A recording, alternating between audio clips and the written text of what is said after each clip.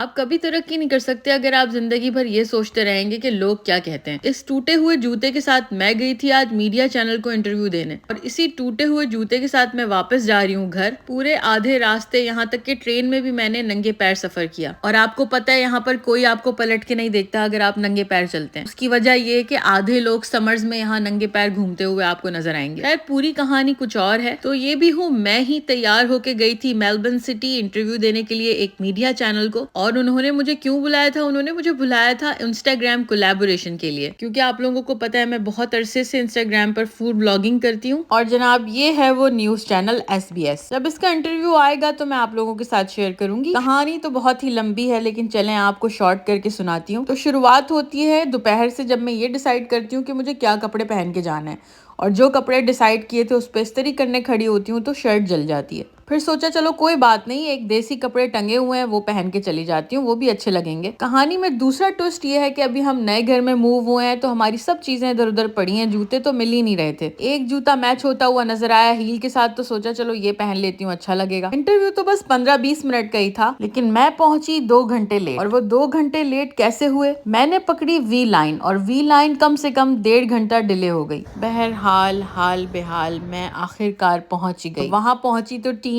बेचारी मेरा इंतजार करी थी 2 घंटे से। बस फिर जनाब इंटरव्यू दिया और बाहर का रुख किया। और ये वीडियोस जो मैं आपसे शेयर कर रही हूँ ना, ये मैंने इंटरव्यू देने के बाद बनाई थी। ये जो फनी इमेजेस आपको नजर आ रही हैं स्क्रीन पर, एक्चुअली ये मैं खुद हूँ।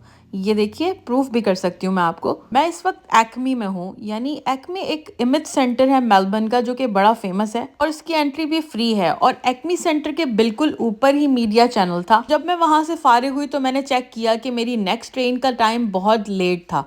तो मैंने सोचा ऐसा करती हूँ कि कुछ टाइम यहाँ पर स्पेंड कर लेती हूँ, और बाहर बहुत गर्मी थी और इसकी फ्री एंट्री है। चलें, जो लोग एक्मी या इमेज सेंटर के बारे में नहीं जानते उनको बताती चलूं। इमेज सेंटर एक बहुत ही इंटरेस्टिंग सी जगह है जहाँ पर टीवी मीडिया से रिलेटेड सारी चीजें लगी हैं। Cinema, movie, media, camera, everything, every detail, उसकी तमाम तारीख, you can say all the boring stuff, yes.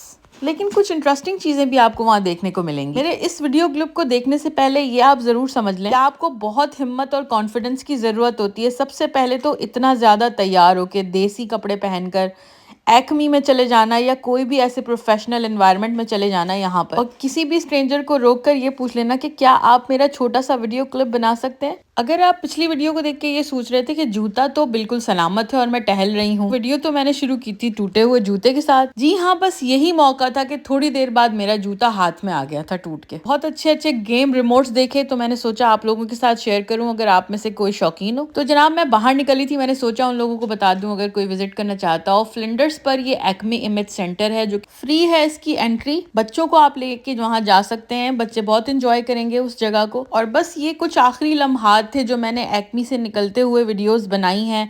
10 minute के बाद मेरा जूता टूट के मेरे हाथ में आ गया था, और उससे 5 मिनट पहले मुझे एक आंटी मिली और मैं ये वीडियोस बना रही थी। वो मेरे पीछे आके खड़ी हो गई और कहने लगी आपके कपड़े मुझे बहुत अच्छे लग रहे हैं। मैंने कहा थैंक यू। उन्होंने मुझसे पूछा ये किस ब्रांड के हैं, कहाँ से लिए हैं, मैंने सारी डिटेल बताई उन्हें। मैं बाहर निकली उस बिल्डिंग से तो मैंने देखा कि फेडरेशन स्क्वायर पर तमाम क्रिसमस का सामान और डेकोर लगा हुआ था, जो कि हर साल सिमिलर लगता है। कुछ स्ट्रेंजर्स से मैंने बार बार उनको तंग किया और उनसे कहा आप मेरी वीडियोस बना दें, मैं यहाँ से आ रही हूँ, मैं वहां से आ रही हूँ। और वैसे नॉर्मली मैं हमेशा हर जगह अपनी फैमिली के साथ जाती हूँ, लेकिन मैं अपना लोनली टाइम एंजॉय कर रही थी। मैंने सोचा जब तक ट्रेन नहीं आती है मैं थोड़ा सा अपना वक्त यहाँ पर गुजार लेती हूँ। अच्छा, और यार मैं बिल्कुल झूठ नहीं बोलूंगी, कुछ लोग मुझे बहुत ज्यादा गौर से घूर के देख रहे थे, क्योंकि मैं इतना तैयार होके इस तरह के चमकीले भड़कीले से कपड़े पहनकर मेलबर्न सेंट्रल चली गई थी। लेकिन जब आप फैमिली के बगैर, स्पेशली बच्चों के बगैर जाते हैं ना, आपको बहुत खाली खाली अधूरा सा लगता है। आपको ऐसा लगता है मैं कुछ भूल रहा हूँ, कुछ रह गया है शायद। मुझे फ्लिंडर्स से वापस आना था, फ्लिंडर्स स्ट्रीट स्टेशन से, और मैंने आज तक कभी फ्लिंडर्स पर ये फूलों की दुकान नोटिस नहीं की। मैं इतनी दफ़ा उस स्टेशन से गई हूँ,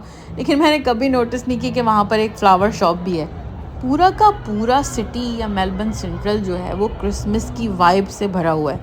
हॉलीडेज होने वाली हैं, इतनी लोग शॉपिंग कर रहे हैं, इतना रश था। हर जगह डेकोरेशन के पास आपको लोग खड़े हुए पिक्चर लेते हुए नजर आएंगे, और कुछ आपसे भी बोलेंगे कि क्या आप उनकी पिक्चर खींच सकते हैं, जैसे कि मैं आज कर रही थी इस वीडियो में। और इसी क्योटिक इन्वायरमेंट में मैंने एक गिटारिस्ट को देखा कि मुस्तकिल बहुत देर से बजा रही थी गिटार।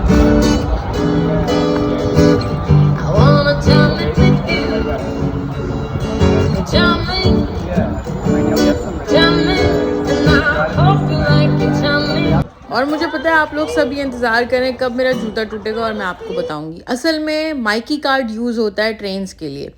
माइकी कार्ड को फिल करवाने जब मैं गई हूँ तब मेरा जूता टूट गया था। उसके बाद मैं तमाम स्टेयर्स से जो है वो नीचे उतर के आई। एस्केलेटर पर मुझे जो है वो डर लग रहा था क्योंकि जूता फंसता, मैं गिरती तो बड़ा मुंह के बल गिर सकती थी। और मेरा जूता टूटा हुआ वहां पर खड़े हुए सिक्योरिटी गार्ड्स ने देख लिया था। उन्होंने कहा कि आप जूता उतार के जाइएगा ट्रेन के अंदर, वरना आप यहाँ गिर सकती हैं, एक्सीडेंट हो सकता है। तो यार बताएं, इतना अच्छा दिन गुजरने के बाद ये हुआ मेरे साथ। शुरू में तो मैं बड़ी घबराई और परेशान हुई जब जूता टूटा, लेकिन फिर मैंने सोचा कि यार किस तरह की परेशानी है ये, मुझे खुद ही चल के जाना है नंगे पैर, तो मैं लोगों के बारे में क्यों सोच रही हूँ, जूता भी मेरा ही टूटा है। यहाँ पर मैं अपने हस्बैंड का इंतज़ार करी थी, उनको कॉल करने के बाद कि आप आ जाएं तो मुझे यहाँ से ले जाएं, क्योंकि मैं आधे रास्ते तो पैदल चल रही हूँ और मज़ीद आगे पैदल चल के नहीं आ रही हूँ। तो अल्हम्दुलिल्लाह आज वो वर्किंग फ्रॉम होम थे, इसीलिए उन्होंने बच्चों को देख लिया था, बेटे को स्कूल छोड़ दिया था, बेटी को रख लिया था थोड़े टाइम के लिए ताकि मैं इंटरव्यू देने जा सकूँ। गर्मी वाला दिन था लेकिन बहुत शदीद गर्मी नहीं थी। मैं गाड़ी में बैठी अल्लाह का शुक्र अदा किया। घर आके मैंने अपने पाँव वाइप किए। अरे वाह भाई वाह। स्मॉल फैशनिस्टा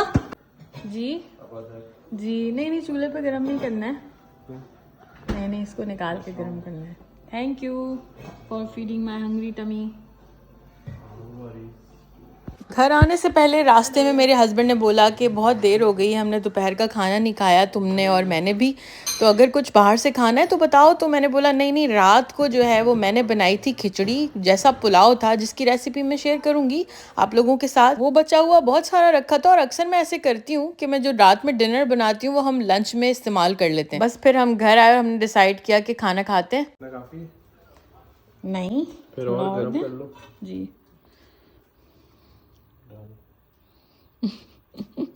और हाँ, मैंने कपड़े नहीं बदले लेकिन हम खाना खाने बैठ गए क्योंकि मैं बहुत थक गई थी, बच्चे भी भूखे थे, हम सब भूखे थे। बेसिकली हम सबको बहुत भूख लग रही थी क्योंकि नाश्ता सुबह से किया और निकले थे। और ये चटनी जो है ना मुझे खिचड़ी के साथ बहुत अच्छी लगती है। और ईस्ट और वेस्ट घर का खाना इज़ द बेस्ट।